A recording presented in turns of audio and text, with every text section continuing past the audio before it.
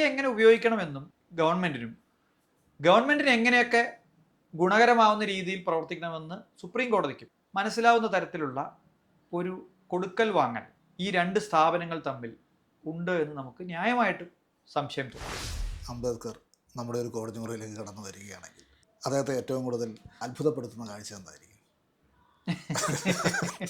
അതായത് ഈ NTA എന്ന് പറയുന്ന സംവിധാനം നമ്മുടെ നാട്ടിൽ ഈ ഡിങ്കൻ ആർട്സ് ആൻഡ് സ്പോർട്സ് ക്ലബ്ബും ഒക്കെ രജിസ്റ്റർ ചെയ്യുന്ന അതേ നിയമത്തിൽ അതേ ലാഘവത്തോടു കൂടിയാണ് ഈ NTA രജിസ്റ്റർ ചെയ്തിരിക്കുന്നത്. ഇവിടെ പ്രശ്നം നടത്തിയ ആളുകൾക്ക് സംഭവിച്ച വീഴ്ച മാത്രമല്ല, ഇതിൻ്റെ ഡിസൈൻ തന്നെ ഫോൾട്ടിയാണെന്നുള്ളതാണ്.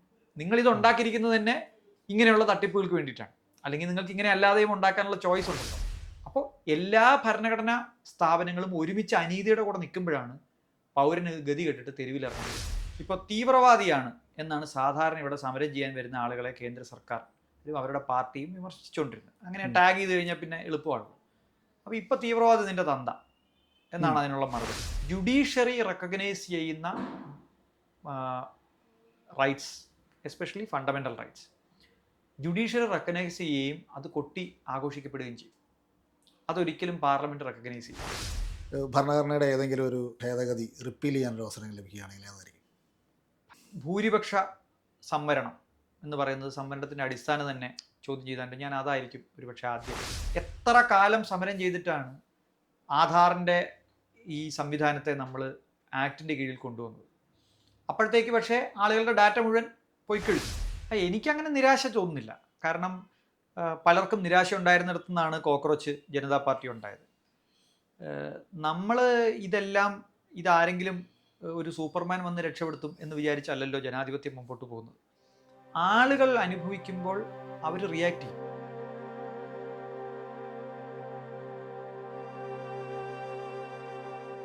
സ്വതന്ത്ര സംഭാഷണങ്ങൾക്ക് സ്വതന്ത്ര പിന്തുണ കൂടിയേ തീരൂ. യാതൊരു കോർപ്പറേറ്റ് പിന്തുണയുമില്ലാതെയാണ് ജസ്റ്റ് റൈറ്റ്സ് എന്ന സ്വപ്നത്തിലേക്കുള്ള യാത്ര നമ്മൾ ആരംഭിച്ചത്. അത് ഇതുപോലെ തുടരണമെങ്കിൽ, വിപുലീകരിക്കപ്പെടണമെങ്കിൽ നിങ്ങളുടെ പിന്തുണ കൂടിയേ തീരൂ. ഗൗരവതരമായ സംഭാഷണങ്ങൾക്ക് പ്രസക്തിയുണ്ട് എന്ന് നിങ്ങൾ വിശ്വസിക്കുന്നുവെങ്കിൽ please consider contributing to this cause. നിങ്ങളുടെ ഓരോ ചെറിയ സംഭാവനയും ഈ പരിപാടിയെ നിലനിർത്തുന്നതിനും വിപുലീകരിക്കുന്നതിനും കോൺട്രിബ്യൂഷനുള്ള ലിങ്ക് വീഡിയോയുടെ ഡിസ്ക്രിപ്ഷനിലും കമൻറ്റിലും നിങ്ങൾക്ക് കാണാം. ജസ്റ്റ് റൈറ്റ്സിനൊപ്പം നിൽക്കുന്നതിന്, നിങ്ങളോടൊപ്പം ചേർത്ത് നിർത്തിയതിന് പ്രിയമുള്ളവരെ, ജസ്റ്റ് റൈറ്റ്സിൻ്റെ പുതിയ എപ്പിസോഡിലേക്ക് സ്വാഗതം. കഴിഞ്ഞ മെയ് മാസം 15-ാം തീയതി നമ്മുടെ സുപ്രീം കോടതി ചീഫ് ജസ്റ്റിസ് നടത്തിയ ഒരു പരാമർശത്തിൽ നിന്ന്, യുവാക്കളെ പാറ്റകൾ എന്ന് വിശേഷിപ്പിച്ച ഒരൊറ്റ വാക്കിൽ നിന്ന് രാജ്യത്തിൻ്റെ രാഷ്ട്രീയ കാലാവസ്ഥയാകെ മാറ്റിമറിക്കുന്ന ഒരു പ്രക്ഷോഭത്തിലേക്കും രാജ്യം മാറുന്ന കാഴ്ചയ്ക്ക് നമ്മൾ സാക്ഷ്യം വഹിച്ചു. ഇത് കേവലം ഒരു കോക്രോച്ച് ജനതാ പാർട്ടിയുടെ മാത്രം കാര്യമല്ല. നമ്മുടെ ഭരണഘടനാ സംവിധാനങ്ങൾ ജനങ്ങൾ തെരുവിലിറങ്ങാതെ അവരുടെ ഭാഗത്തുനിന്ന് ജനാധിപത്യപരമായ ഒരു പ്രതികരണം ഉണ്ടാവില്ല എന്ന ഒരവസ്ഥയിലേക്ക്, ഒരു ബോധ്യത്തിലേക്ക് ആളുകൾ എങ്ങനെ എത്തിച്ചേർന്നു എന്ന വലിയൊരു പ്രശ്നവും ഇതിൻ്റെ ഒപ്പമുണ്ട്. ഈ രാഷ്ട്രീയ സാഹചര്യത്തെയും ഇതുയർത്തുന്ന ഭരണഘടനാ പ്രശ്നങ്ങളെയും കുറിച്ച് നമ്മളോട് സംസാരിക്കുന്നത് കേരളീയ പൊതുസമൂഹത്തിന് ഇന്ന് മുഖവരകൾ ആവശ്യമില്ലാത്ത അഡ്വക്കേറ്റ് ഹരീഷ് വാസുദേവനാണ്. സ്വാഗതം ശ്രീ ഹരീഷ് വാസുദേവൻ. നമ്മൾ മെയ് 15 നിന്ന് തന്നെ തുടങ്ങാം. അന്ന് ശരിക്കും എന്താണ് കോടതി മുറിയിൽ സംഭവിച്ചത്? കോടതി മുറിയിൽ അന്ന് സംഭവിച്ചത് അതായത് ബാർ കൗൺസിൽ ഓഫ് ഇന്ത്യയുടെ അപ്രൂവൽ ഇല്ലാത്ത ഒരു അഭിഭാഷകൻ്റെ കേസ് പരിഗണിക്കുന്നതിന് ശേഷം ഞാൻ മനസ്സിലാക്കുന്നത്, വിവരാവകാശ നിയമവുമായി ബന്ധപ്പെട്ട് ഒരു ആക്ടിവിസ്റ്റ്, ആ ആക്ടിവിസ്റ്റ് ഒരു വിവരാവകാശ നിയമപ്രകാരം പല രേഖകളും എടുക്കുന്നു. അദ്ദേഹം അത് റോഡ് നിർമ്മാണവുമായിട്ട് ബന്ധപ്പെട്ട അഴിമതി തെളിയിക്കാനാണെന്ന് തോന്നുന്നു. അപ്പോൾ അദ്ദേഹത്തെ ഒരു കേസിൽപ്പെടുത്തി അകത്താക്കും. അദ്ദേഹത്തിൻ്റെ ജാമ്യവുമായി ബന്ധപ്പെട്ട ഒരു കേസായിരുന്നു പരിഗണിക്കപ്പെട്ടത്. അങ്ങനെ പരിഗണിച്ചപ്പോൾ അദ്ദേഹം വിവരാവകാശ പ്രവർത്തകനാണ് എന്ന് 2 പ്രാവശ്യം ഈ അഭിഭാഷകൻ പറഞ്ഞു. അതുമായി ബന്ധപ്പെട്ട കേസിലാണ് എന്ന് പറയുന്നത്. നമ്മൾ എന്തിനാണത് പറയുന്നത്? സാധാരണ അതായത് അദ്ദേഹം ആരെയും തല്ലാനോ പിടിച്ചു പറിക്കാനോ മോട്ടിക്കാനോ പോയതല്ല, വിവരാവകാശ പ്രവർത്തകനാണ്, അതിൻ്റെ പേരിൽ അദ്ദേഹത്തിനെതിരായിട്ട് വന്ന കേസുമായി ബന്ധപ്പെട്ടാണെന്ന് പറഞ്ഞു. അപ്പോൾ ഭയങ്കര ഇറിറ്റേറ്റഡ് ആയിട്ട് ചീഫ് ജസ്റ്റിസ്, ഇവിടെ കുറേ ആളുകളുണ്ട്, അവർക്ക് യാതൊരു തൊഴിലുമില്ല, അവർ ചിലപ്പോൾ RTI ആക്ടിവിസ്റ്റ് ആവും, അല്ലെങ്കിൽ മീഡിയ ആക്ടിവിസ്റ്റ് ആവും, അല്ലെങ്കിൽ സോഷ്യൽ ആക്ടിവിസ്റ്റ് ആവും, അല്ലെങ്കിൽ സോഷ്യൽ മീഡിയ ആക്ടിവിസ്റ്റ് ആവും എന്നിങ്ങനെ പറഞ്ഞ് നമ്മൾ കേട്ടിട്ടുള്ള പ്രസിദ്ധമായിട്ടുള്ള കുപ്രസിദ്ധി ആർജിച്ച ആ പരാമർശം നടത്തുക. അപ്പോൾ അത് സത്യത്തിൽ ആ കേസ് പരിഗണിക്കുന്നതിൻ്റെ യാതൊരു ആവശ്യമുള്ള ഒരു കമൻ്റ് അല്ല. മാത്രവുമല്ല, അത് പറഞ്ഞത് ഏതെങ്കിലും എന്താ പറയുന്നത് ഒരു ക്രിമിനലിനെ പറ്റി മാത്രമോ അല്ലെങ്കിൽ ക്രിമിനൽ ആക്ടിവിറ്റി ചെയ്യുന്ന ആളുകളെ പറ്റിയോ മാത്രമല്ല. അദ്ദേഹത്തിൻ്റെ ദേഷ്യം മുഴുവൻ ഉണ്ടായിരുന്നത് ഈ വിവരാവകാശ നിയമപ്രകാരം ഇത്തരത്തിൽ വിവരങ്ങൾ തേടി സർക്കാരിനെ മോണിറ്റർ ചെയ്യുന്ന പരിപാടി. അദ്ദേഹം ഒരു കാര്യം കൂടി പറഞ്ഞു എന്നാണ് എൻ്റെ ഓർമ്മ. അങ്ങനെ നിങ്ങൾ ഈ റോഡ് പണി മോണിറ്റർ ചെയ്യേണ്ട ആവശ്യമില്ല, അതിനിവിടെ സർക്കാരുണ്ട്, അതിനിവിടെ സർക്കാരിൻ്റെ സംവിധാനങ്ങളുണ്ട്, ദേശീയപാത അതോറിറ്റിയോ PWD ഒക്കെ ഉണ്ട്, നിങ്ങളെ ആ ജോലി ആരും ഏൽപ്പിച്ചിട്ടില്ല. അപ്പോൾ വിവരാവകാശ നിയമം എന്തിനാണോ കൊണ്ടുവന്നത്, ജനാധിപത്യം എങ്ങനെയാണോ പ്രവർത്തിക്കുന്നത്, അതിൻ്റെ ഏറ്റവും ഘടകവിരുദ്ധമായിട്ടുള്ള ഒരു പരാമർശമാണ് അദ്ദേഹത്തിൽ നിന്നുണ്ടായത്. പക്ഷേ ചീഫ് ജസ്റ്റിസ് സൂര്യകാന്ത് പിന്നീട് അതിനൊരു ക്ലാരിഫിക്കേഷൻ നൽകിയത് ഈ വ്യാജവിരുദ്ധം ആയിട്ട് ബന്ധപ്പെട്ട കേസിലാണ് ഈ പരാമർശം നടത്തിയതെന്നാണ്. അങ്ങനെയാണോ ശരിക്കും? ആ വീഡിയോ കണ്ടാൽ നമുക്കറിയാം അങ്ങനെയല്ല. അദ്ദേഹത്തിൻ്റെ ഉള്ളിൽ കിടന്ന ഒരു മുൻവിധി തികട്ടി വന്നാണ് വാസ്തവത്തിൽ അദ്ദേഹം അത് പറഞ്ഞത്. അങ്ങനെ ആയിരുന്നെങ്കിൽ നോക്കൂ, ഒരു വ്യാജബിരുദവുമായി ബന്ധപ്പെട്ട് പ്രവർത്തിക്കുന്ന ആളുകളായിരുന്നെങ്കിൽ അദ്ദേഹത്തിന് ഈ വിവരാവകാശ നിയമത്തെ പറ്റിയോ അല്ലെങ്കിൽ സോഷ്യൽ മീഡിയ ആക്ടിവിസത്തെ പറ്റിയോ മീഡിയ ആക്ടിവിസത്തെ പറ്റിയോ ഒന്നും പറയേണ്ടി വരില്ലായിരുന്നു. തൊഴിലില്ലാത്ത ആളുകൾ ചില ആൻറ്റി സോഷ്യൽ ആക്ടിവിറ്റീസിൽ ഇടപെട്ടിട്ടുണ്ട് പറഞ്ഞാൽ മതിയായിരുന്നു. അപ്പോൾ എന്തുകൊണ്ടാണ് ഈ സിറ്റിസൺസ് ഓഡിറ്റ് ഇത്തരം കാര്യങ്ങളിൽ വേണ്ട എന്ന് അദ്ദേഹം സൂചിപ്പിച്ചത്? ഭരണഘടനാ സ്ഥാപനങ്ങളോ സർക്കാർ സ്ഥാപനങ്ങളോ ചെയ്തോളും ആ പണി, അത് വിവരാവകാശ നിയമപ്രകാരം പൗരന് അതിൻ്റെ ബാധ്യത ഏറ്റെടുക്കേണ്ടതില്ല എന്ന് പറഞ്ഞാൽ ജനാധിപത്യം നടത്താൻ ഇവിടെ സർക്കാരും ആളുകളും ഉണ്ട്, അതിന് പുറത്തുള്ള ആളുകളുടെ സഹായം ആവശ്യമില്ല എന്ന രീതിയിൽ ഉള്ള പരാമർശം എന്തിനായിരുന്നു? അത് അദ്ദേഹത്തിൻ്റെ കയ്യിൽ നിന്ന് പോയി കഴിഞ്ഞപ്പോൾ, അതിന് വലിയ റെസ്പോൺസ് കിട്ടിക്കഴിഞ്ഞപ്പോൾ അദ്ദേഹം നടത്തുന്ന സാധാരണഗതിയിൽ നടത്തുന്ന ഉരുളൽ എന്ന് നമ്മൾ വിളിക്കാവുന്ന തരത്തിലുള്ള ഒരു കവറിങ് അപ്പ് ആയിട്ടാണ് എനിക്ക് തോന്നിയത്. ഓരോ തലമുറയും അവരുടെ ഒരു പ്രക്ഷോഭങ്ങൾക്ക് ഒരു ഭാഷ കണ്ടെത്താണ്. ഇപ്പോൾ ഗാന്ധി ഉപ്പ് ഒരു ആയുധമാക്കി എന്നൊക്കെ പറയുന്ന പോലെ, ജയപ്രകാശ് നാരായണൻ്റെ പ്രക്ഷോഭത്തിൻ്റെ കാലത്ത് യുവജനങ്ങളെ ആകർഷിച്ചു എന്നൊക്കെ പറയുന്നത് പോലെ, പുതിയ കാലഘട്ടത്തിൽ നമ്മൾ രാഷ്ട്രീയ പ്രസംഗങ്ങളോ അല്ലെങ്കിൽ അങ്ങനെയുള്ള കാര്യങ്ങളെക്കാൾ കൂടുതൽ സ്വാധീനിക്കാൻ കഴിയുന്നത് ആക്ഷേപഹാസ്യത്തിനാണ് എന്ന് യുവത തിരിച്ചറിഞ്ഞു എന്നുള്ളതാണ് ഈ സമരത്തിൻ്റെ ഒരു പ്രത്യേകത. ഈ രാഷ്ട്രീയമായ ഇടപെടലുകളേക്കാൾ, സാമ്പ്രദായികമായ രാഷ്ട്രീയ ഇടപെടലുകളേക്കാൾ ഈ സറ്റയറിനാണ് കൂടുതൽ മൂല്യമുള്ളത് എന്ന ഒരു സാഹചര്യം നമ്മുടെ ജനാധിപത്യത്തെക്കുറിച്ച് എന്താണ് പറയുന്നത്? ഒന്ന്, നമ്മൾ പിന്നെ പഴയതുപോലെ ഈ സഫറിങ് അടിസ്ഥാനപ്പെടുത്തിയുള്ള ഒരു രാഷ്ട്രീയ പ്രവർത്തനം ഇപ്പോഴില്ല. ആർക്കും അങ്ങനെ അവനവൻ്റെ കാര്യങ്ങളെ ത്യജിച്ചുകൊണ്ട് ത്യാഗത്തെ മഹത്വവൽക്കരിച്ചുകൊണ്ടുള്ള ഒരു പ്രവർത്തനം നമുക്കിപ്പോൾ ഇല്ല. പോസ്റ്റ് 91 നമ്മുടെ എക്കണോമി ഓപ്പൺ ചെയ്ത് കൊടുത്തതിന് ശേഷം ലോകമെമ്പാടും മെറ്റീരിയലിസ്റ്റിക് ആയിട്ടുള്ളൊരു ജീവിതമാണ് പരസ്യങ്ങളിലൂടെയും നമ്മൾ ജനിക്കുമ്പോൾ മുതൽ കണ്ടുകൊണ്ടിരിക്കുന്ന ഒരു ഐഡിയലിസ്റ്റിക് കൺസെപ്റ്റ് എന്ന് പറയുന്നത് മെറ്റീരിയലിസ്റ്റിക് ആയിട്ടുള്ള കൂടുതൽ വിഭവങ്ങളും അതിൻ്റെ ഉപയോഗങ്ങളും അതിലൂന്നിയുള്ള സമ്പന്നതയിലുമാണ് എപ്പോഴും, നമുക്ക് സന്തോഷത്തിലാണ് എപ്പോഴും ഇത് കിടക്കുന്നത്. അപ്പോൾ ഒരു കാലത്ത്, ഇപ്പോൾ സ്വാതന്ത്ര്യ സമര കാലം മുതൽ പിന്നീട് ഏതാണ്ട് 90കൾ വരെ നമ്മൾ നോക്കിയാൽ ഒരാളെ നമ്മൾ റെസ്പെക്റ്റ് ചെയ്യുന്നത് അയാൾ എന്തുമാത്രം ത്യജിച്ചു എന്നതിനെ അടിസ്ഥാനപ്പെടുത്തിയാണ്.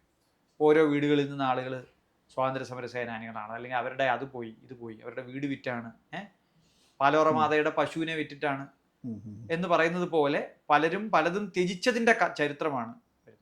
ഇന്നിപ്പോൾ അങ്ങനെ ഒരു ത്യജിച്ചതിൻ്റെ ചരിത്രത്തിന് വലിയ സ്കോപ്പില്ല. എൻ്റർടൈൻമെൻറ്റ് ആണ്, ജീവിതം മുഴുവൻ സന്തോഷിക്കേണ്ടതാണ്, വിഷമമാണെങ്കിലും അത് വിഷമം മാറ്റിവെച്ച് സന്തോഷിക്കേണ്ടതാണ് എന്നുള്ളൊരു ഹ്രസ്വമായ ജീവിതമാണെന്നുള്ളൊരു പ്രിൻസിപ്പിളിലാണ് ഈ പൊതുവെ ലോകം ഓടിക്കൊണ്ടിരിക്കുന്നത് എനിക്ക് തോന്നിയിട്ടുണ്ട്. അതുകൊണ്ട് അത് ഒരു വശത്ത്. രണ്ടാമത്, വളരെ ഷാർപ്പായിട്ടുള്ള ക്രിറ്റിസിസം പറയാനുള്ള സ്പേസ് ഇല്ലാതായിക്കൊണ്ടിരിക്കുക. നിങ്ങൾ ഒരാൾക്ക് കൊള്ളുന്ന രീതിയിൽ ഒരു ഷാർപ്പ് ക്രിറ്റിസിസം പറഞ്ഞാൽ അത് ആളുകൾക്ക് വളരെ ഷാർപ്പായി തന്നെ മനസ്സിലാവുകയും ചെയ്താൽ നിങ്ങൾ മിക്കവാറും UAPA കേസിൽ ജയിലിൽ പോകും. അല്ലെങ്കിൽ നിങ്ങൾ ഏറ്റവും ചുരുങ്ങിയത് ഒരു സൗഹൃദത്തിലാണ് നിങ്ങളത് പറയുന്നതെങ്കിൽ നിങ്ങൾ അയാളുടെ ശത്രുവായി മാറും. അതേസമയം അത് സറ്റയറായിട്ട് പറഞ്ഞാൽ സംഗതി മനസ്സിലാവേണ്ടവർക്ക് മനസ്സിലാവുകയും ചെയ്യും. എന്നാൽ ഞാൻ അങ്ങനെ ഉദ്ദേശിച്ചില്ല എന്ന് പറഞ്ഞ് വേണമെങ്കിൽ അതിനെ അല്പം ലൈറ്റ് ആക്കുകയും ചെയ്യാം. അപ്പോൾ ഈ സറ്റയറിലൂടെ ആണ് ശരിക്കും ഇനി പൊളിറ്റിക്സ് സംസാരിക്കാൻ പോകുന്നത് എന്നാണ് എനിക്ക് തോന്നുന്നത്. അത് പ്രത്യേകിച്ച് ഒരു യുവതലമുറ മാത്രമൊന്നുമല്ല, ഈ ഒരു കാലത്ത് കാർട്ടൂൺ വലിയ പങ്ക് വച്ചിരുന്നല്ലോ.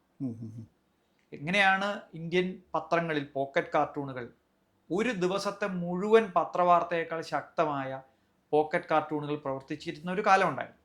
അതിൻ്റെ സാധ്യത ഡിജിറ്റൽ കാലത്ത് കുറച്ചുകൂടി കൂടി എന്നുള്ളതും, അതിനെ ചലിക്കുന്ന കാർട്ടൂണുകളാക്കി മാറ്റി എന്നുള്ളതും, അതിനെ കൂടുതൽ സറ്റയറിക്കലായി കാര്യങ്ങൾ പ്രസൻറ്റ് ചെയ്യുകയും ആളുകൾക്ക് മനസ്സിലാവുന്ന വിധം, ഒരേ സമയം ആളുകൾക്ക് ഈ പ്രക്രിയയിൽ, ജനാധിപത്യത്തിൻ്റെ ചർച്ചാ പ്രക്രിയയിൽ പങ്കെടുക്കുന്നതിൻ്റെ ഒരു പോസിറ്റിവിറ്റിയും അതേസമയം അതിലൂടെ ചിരിക്കാൻ കഴിയുന്നു എന്നുള്ള നേട്ടവുമുണ്ട്. അപ്പോൾ ആ അർത്ഥത്തിൽ അത് ചിരിക്കപ്പുറം പലപ്പോഴും ഈ യുവജനങ്ങളുടെ ഇൻസ്റ്റാഗ്രാം റീൽസൊക്കെ കണ്ടു കഴിഞ്ഞാൽ നമ്മളൊരു കാലത്ത് ഭയഭക്തി ബഹുമാനങ്ങളോടെ കണ്ടിരുന്ന മനുഷ്യരെയൊക്കെ പച്ചയ്ക്ക് തെറി വിളിക്കുന്ന ഒരു സംസ്കാരത്തിലേക്ക് മാറുന്നു. എനിക്ക് തോന്നുന്നത് കഴിഞ്ഞൊരു 10 വർഷം കൊണ്ട് പടുത്തുയർത്തിയൊരു ഭീതിയുടെ ഒരു മതിൽ യുവാക്കൾ ഒരു മാസം കൊണ്ട് തകർത്ത് കളഞ്ഞു എന്നുള്ളൊരു സാഹചര്യത്തിൽ ട്രോളും ഒരു പരിധി വരെ തെറിയെന്ന് നമുക്ക് വിളിക്കാൻ പറ്റുമോ എന്നറിയില്ല, ചീത്ത. അതായത് നമ്മളിപ്പോൾ തെറി എന്ന് പറയുമ്പോഴത്തേക്ക് അതിനകത്ത് ഉടനെ തന്നെ FIR ഇട്ട് ജയിലിൽ വിടാവുന്ന തരത്തിലുള്ള കുറ്റം. അങ്ങനെ അല്ലാത്ത തരം ഇപ്പോൾ തീവ്രവാദിയാണ് എന്നാണ് സാധാരണ ഇവിടെ സമരം ചെയ്യാൻ വരുന്ന ആളുകളെ കേന്ദ്ര സർക്കാർ അവരുടെ പാർട്ടിയും വിമർശിച്ചുകൊണ്ടിരുന്നത്. അങ്ങനെ ടാഗ് ചെയ്ത് കഴിഞ്ഞാൽ പിന്നെ എളുപ്പമാണല്ലോ. അപ്പോൾ ഇപ്പോൾ തീവ്രവാദി നിന്റെ തന്ത എന്നാണ് അതിനുള്ള മറുപടി. ഇതിൽ മനോഹരമായിട്ട് എങ്ങനെ അതിനെ മറുപടി പറയുന്നുള്ളതാണ്. അപ്പോൾ എന്ന് പറയുന്നത് പോലെ അതൊരു വളരെ കുറുക്കി കൊള്ളേണ്ടടുത്ത് കൊള്ളുകയും കേൾക്കണമെങ്കിൽ ഈ ഭാഷ കേൾക്കണമെന്ന് നമ്മളോട് പറഞ്ഞത് ബർണാഡ് ഷായാണ് എന്ന് വിജയ് മാഷ് മരിക്കുന്നതിന് മുമ്പ് പറഞ്ഞത്. അപ്പോൾ ഒരുപക്ഷെ ഈ ഭാഷയായിരിക്കും രാജ്യം കൂടുതൽ കേൾക്കാൻ ആഗ്രഹിക്കുന്നത്. അതുകൊണ്ടാണ് ആ ഭാഷയ്ക്ക് കൂടുതൽ കരുത്തുള്ളതും കറക്റ്റ് കാര്യം മനസ്സിലാവുന്നതും. ഈ പറഞ്ഞ പോലെ രാജ്യത്തെ മുഴുവൻ 12 വർഷത്തോളം പേടിപ്പിച്ച് ഭരിച്ച ഒരു സർക്കാരിനെ പിള്ളേർ വലിച്ചു കീറി ഭിത്തിയിലൊട്ടിക്കുകയാണ് ചെയ്യുന്നത്. അതുപോലെ തന്നെ മുൻപുണ്ടായിരുന്ന പ്രക്ഷോഭങ്ങളോടും ചെയ്തതുപോലെ ചില കളങ്ങളിലേക്ക് ഒതുക്കി അടിച്ചമർത്താൻ കഴിഞ്ഞില്ല എന്നുള്ളൊരു പ്രത്യേകത കൂടിയില്ലേ ഇതിന്? തീർച്ചയായിട്ടും ഉണ്ട്. അത് ഞാൻ നേരത്തെ പറഞ്ഞ പോലെ ഈ സമരം ചെയ്യുന്ന ആളുകളുടെ മതമോ ജാതിയോ അവരുടെ താല്പര്യങ്ങളോ നോക്കിയിട്ട് എല്ലാ വിഷയങ്ങളെയും ഒതുക്കുന്ന ഒരു പരിപാടി ഉണ്ടായിരുന്നു. ഈ വലതുപക്ഷ രാഷ്ട്രീയം എപ്പോഴും ശ്രമിക്കുന്ന ഒരു കാര്യം ഫാലസികളെ കൊണ്ടുവരാൻ വേണ്ടിയിട്ടാണ്. ഒരു സംവാദത്തിനകത്ത് ഫാലസി കൊണ്ടുവരും. ഇപ്പോൾ അഡ്ഹോമിനം എന്ന് പറയുന്ന ഒരു ഫാലസിയാണ് അവർ സ്ഥിരമായിട്ട് ഉപയോഗിക്കുന്നത്. ഒന്നുകിൽ ഇത് പറയുന്നത് ചൈനാചാരന്മാരായിട്ടുള്ള ലെഫ്റ്റാണ് എന്ന് പറയും, അല്ലെങ്കിൽ പറയും നെഹ്റുവിൻ്റെ കാലം മുതൽ അഴിമതി നടത്തുന്ന കോൺഗ്രസ് ആണെന്ന് പറയും. അതിന് പുറത്തുള്ളൊരു കമ്മ്യൂണിറ്റി വന്ന സമയത്ത് അത് കശ്മീരികൾ പാകിസ്ഥാനോട് ചേർന്ന് നിന്നുകൊണ്ട് കാശ്മീരിൽ നടത്തുന്ന വിഘടനവാദമാണെന്ന് പറയും. നോർത്ത് ഈസ്റ്റ് ആൾക്കാരോടും അത് തന്നെ പറയും, നിങ്ങൾ അവിടുന്ന് വലിഞ്ഞു കയറി വന്ന രാജ്യദ്രോഹികളായിട്ടുള്ള ആളുകളാണ് എന്ന് പറയും. അത് കഴിഞ്ഞാണ് നമുക്ക് CAA NRC ഒക്കെ വന്നത്. അന്നേരത്തേക്ക് മുസ്ലിങ്ങളാണ് ഇതെല്ലാം പ്രശ്നം ഉണ്ടാക്കുന്നത് എന്ന് പറഞ്ഞു. അതിനുശേഷം വന്നിട്ടുള്ള സമരങ്ങളെല്ലാം നമ്മൾ പരിശോധിച്ചാൽ കർഷക സമരത്തെ പറ്റി മാത്രമാണ് അവർക്ക് ഇങ്ങനെയൊരു ക്ലച്ച് പിടിക്കാതെ പോയത്. അത് അവരെ ദേശീയ അല്ലെങ്കിൽ രാജ്യവിരോധികളാക്കാൻ പറ്റിയില്ല.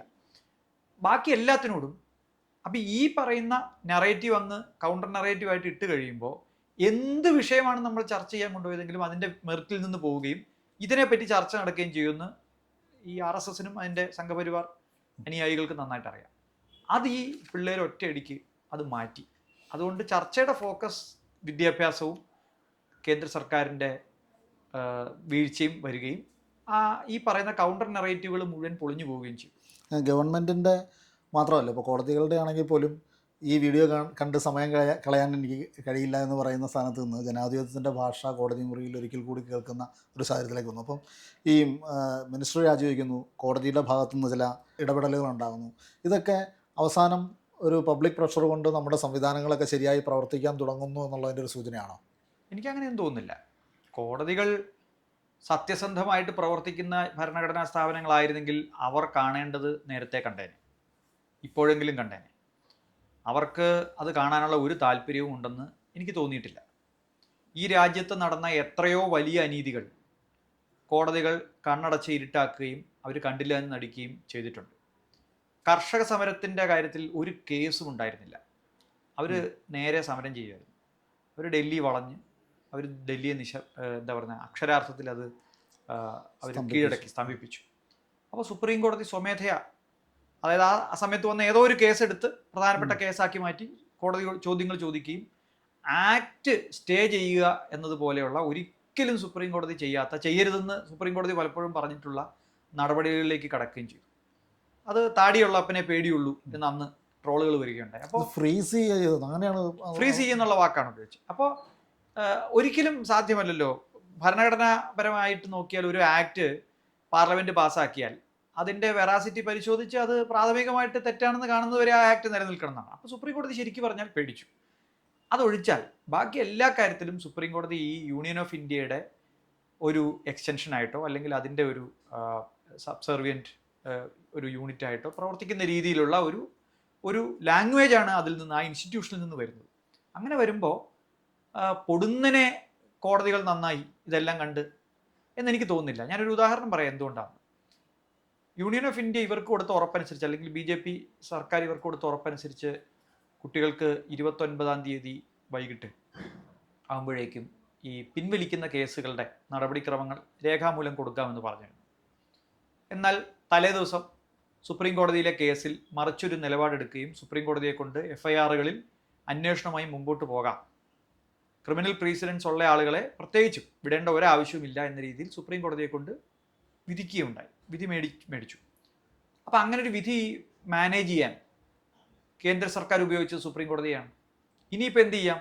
സുപ്രീം കോടതി പറഞ്ഞില്ലേ, ഞങ്ങൾ എന്ത് ചെയ്യാനാണ്?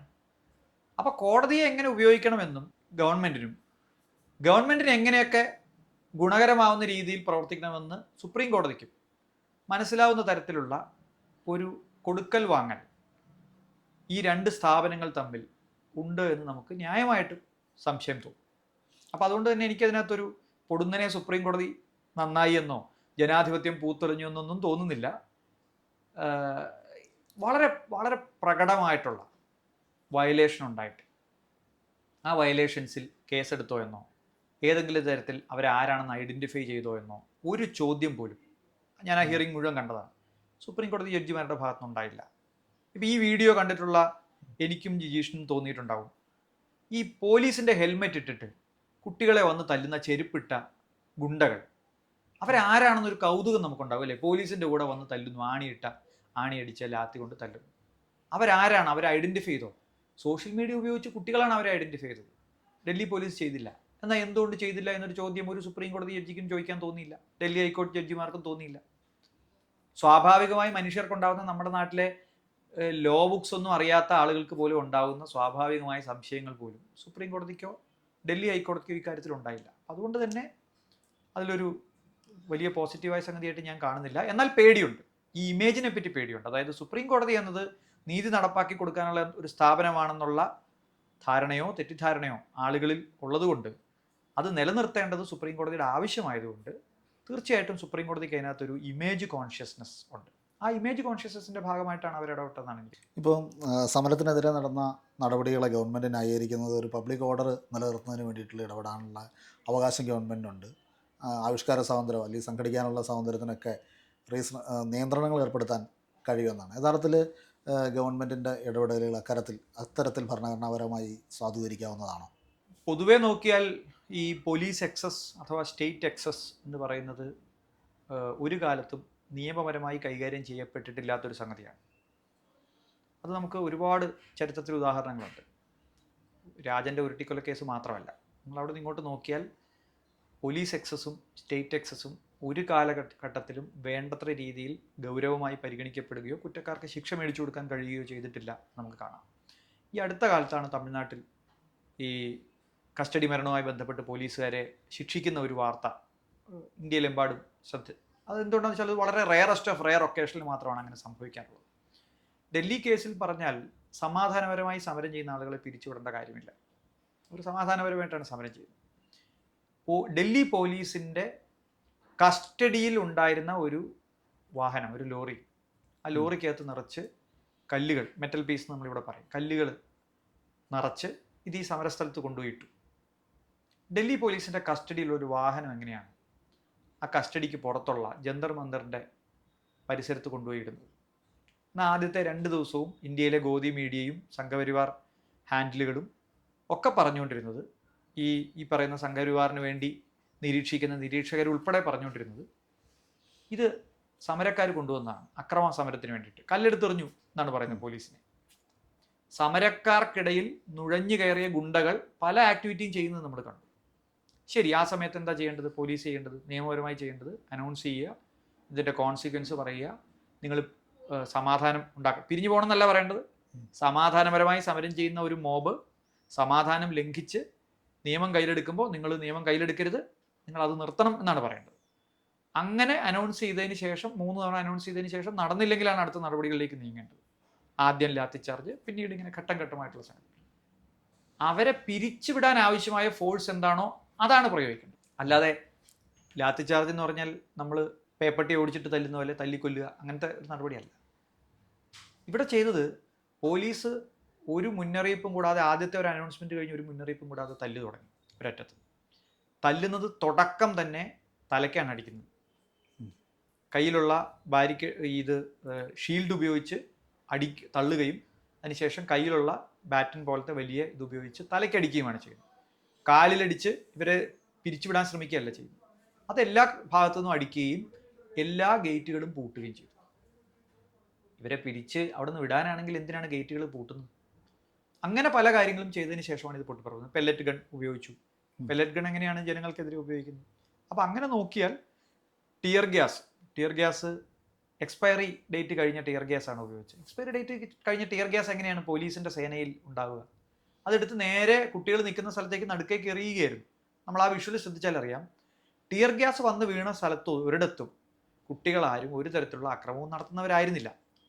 അലജഡ് ആക്രമണങ്ങൾ നടന്നത് പോലീസിന് നേരെ നടന്നു എന്ന് പറയുന്ന സ്ഥലങ്ങൾ വേറെയാണ്. നമ്മൾ ചില വിഷ്വലിൽ കാണും. തപ്പിപ്പിടിച്ചാൽ നമുക്ക് 3-4 വീഡിയോയിൽ മാത്രമാണ് ഈ പോലീസുകാർ ഈ കുട്ടികൾ തള്ളിയിടുമ്പോൾ മറിഞ്ഞു വീഴുന്നതോ അല്ലെങ്കിൽ അവർ തിരിച്ചു തല്ലുന്നതോ ഒക്കെ ആയിട്ടുള്ള വിഷ്വൽസ് ഉണ്ട്. അങ്ങോട്ടല്ല ഇത് ഉപയോഗിച്ചത്. അതുകൊണ്ടാണ് അതേ ടിയർ ഗ്യാസ് എടുത്ത് കുട്ടികൾ തിരിച്ചെറിയുന്നത് നമ്മൾ കണ്ടത്. അപ്പോൾ എക്സസ് അവിടെ നടന്നിട്ടുണ്ട്. അത് എനിക്കൊന്ന് സുപ്രീം കോടതിയും പിന്നീട് അങ്ങനെ നിരീക്ഷിക്കുകയുണ്ടായി. ഈ മാനദണ്ഡങ്ങൾ പാലിച്ചിട്ടില്ല, ഡൽഹി പോലീസിൻ്റെ മാനദണ്ഡങ്ങൾ പാലിച്ചിട്ടില്ല. ഇതെല്ലാം നമ്മുടെ മുമ്പിൽ വളരെ വ്യക്തമാണ്. ഈ ഒരു കാലത്തും ഈ പോലീസ് എക്സസ് ശിക്ഷിക്കപ്പെടില്ല എന്ന അനുഭവം പോലീസുകാർക്കുള്ളതുകൊണ്ടാണ് ഇത് സംഭവിക്കുന്നത്.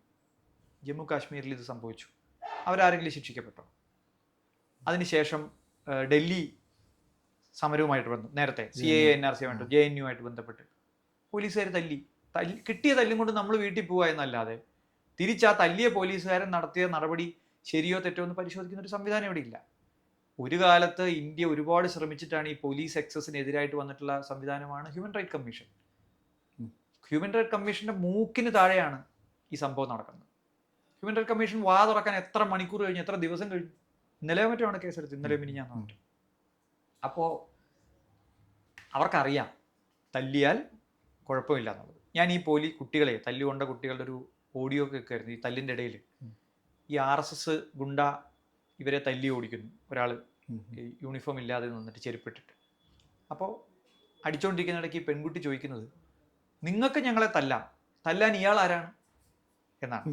അവരുടെ ഒരു ജനാധിപത്യ ബോധം ഒന്ന് ആലോചിച്ച് നോക്കുക. അതായത് ഭൂരിപക്ഷം ഇന്ത്യക്കാരുടെയും വിചാരം പോലീസുകാർക്ക് നമ്മളെ തല്ലാം, മറ്റവർക്ക് തല്ലാൻ പാടില്ല എന്നാണ്. അപ്പോൾ അത് മുതലെടുക്കുന്ന ഒരു സ്റ്റേറ്റാണ് ഇവിടെ ഉള്ളത്.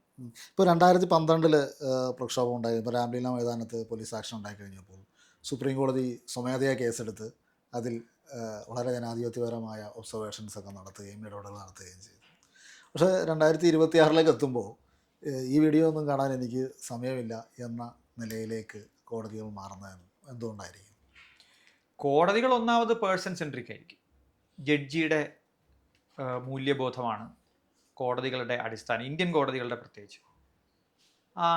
അതുകൊണ്ടാണ് നമ്മൾ ജുഡീഷ്യൽ എവല്യൂഷനെ പറ്റി പറയുമ്പോൾ നമ്മൾ ആ ഇൻസ്റ്റിറ്റ്യൂഷൻ്റെ ഇൻറ്റഗ്രിറ്റിയോ ആ ഇൻസ്റ്റിറ്റ്യൂഷൻ്റെ സ്റ്റാൻഡേർഡോ ആ ഇൻസ്റ്റിറ്റ്യൂഷൻ്റെ കണ്ടിന്യൂറ്റിയോ അല്ലല്ലോ നമ്മൾ പറയാറ്. ഇന്ന കാലത്ത് ഇന്ന ആളുകൾ ഇരുന്നപ്പോൾ ഇന്ന രീതിയിലുള്ള വിധികൾ വന്നു.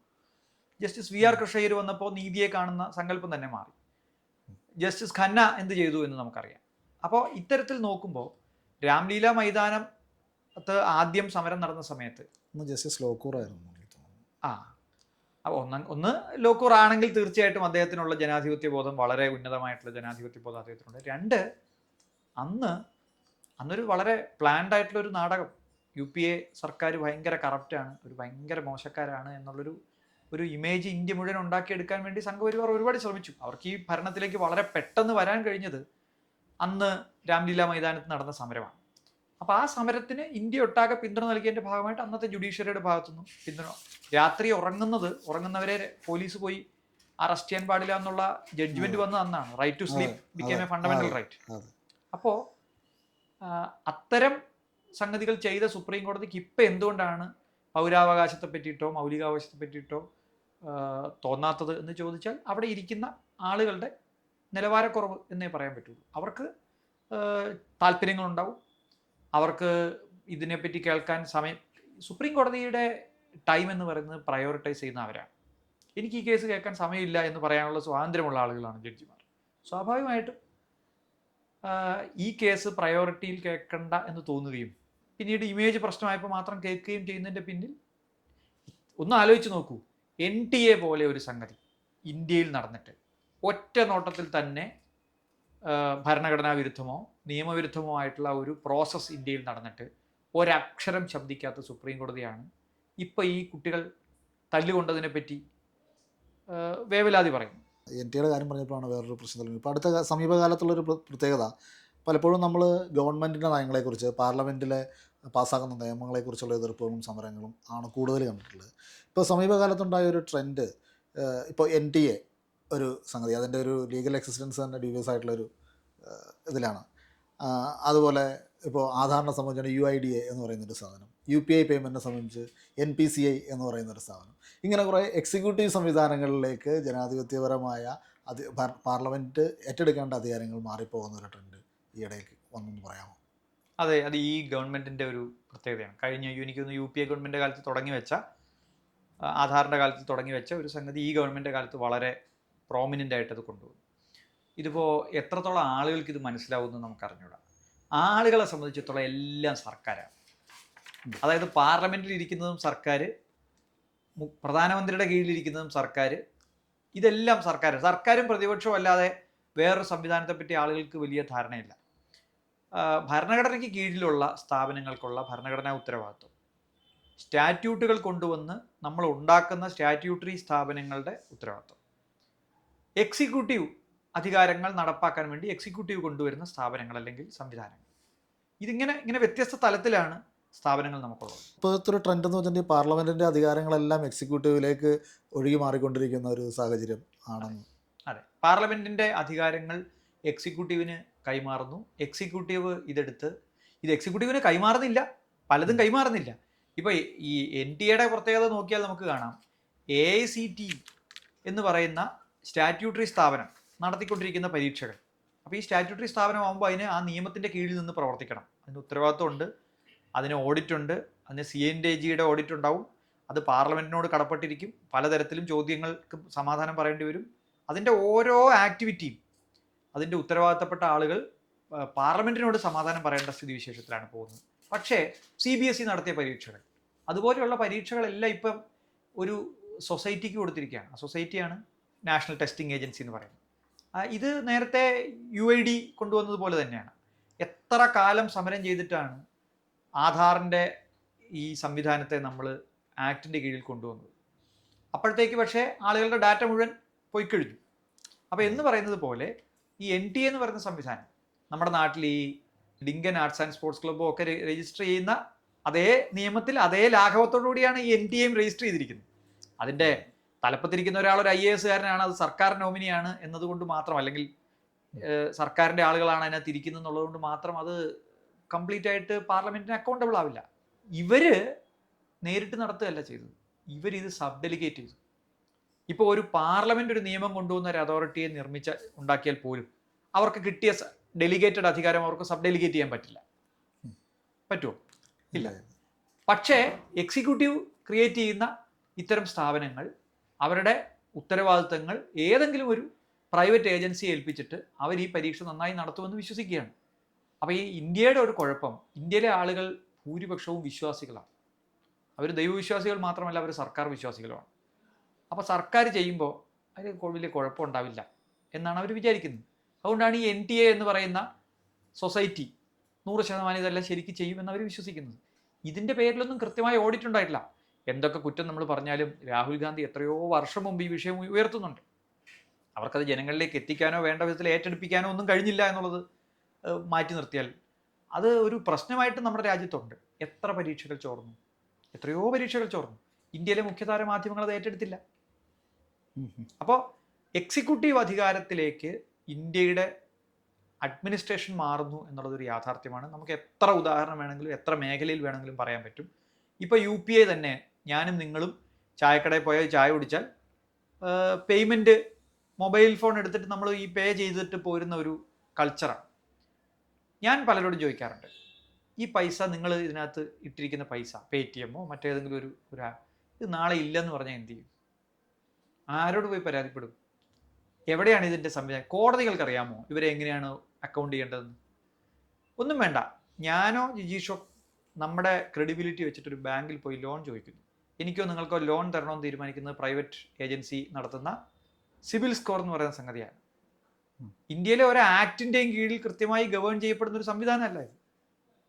അപ്പോൾ ആക്റ്റുകൾ വഴി, നിയമനിർമ്മാണം വഴി നടപ്പാക്കിക്കൊണ്ടിരുന്ന ഭരണത്തെ നിയമനിർമ്മാണത്തിന് പുറത്ത് എക്സ്ട്രാ കോൺസ്റ്റിറ്റ്യൂഷണലായിട്ട്, എക്സ്ട്രാ സ്റ്റാറ്റ്യൂട്ടറി ആയിട്ടുള്ള അക്കൗണ്ടബിലിറ്റി ഇല്ലാത്ത സിസ്റ്റംസ് ക്രിയേറ്റ് ചെയ്തിട്ട് അബദ്ധം പറ്റുമ്പോൾ ഞങ്ങൾക്ക് പറ്റിപ്പോയി എല്ലായ്പ്പോഴും ചോദിക്കുന്ന ഒരു കാര്യമുണ്ട്.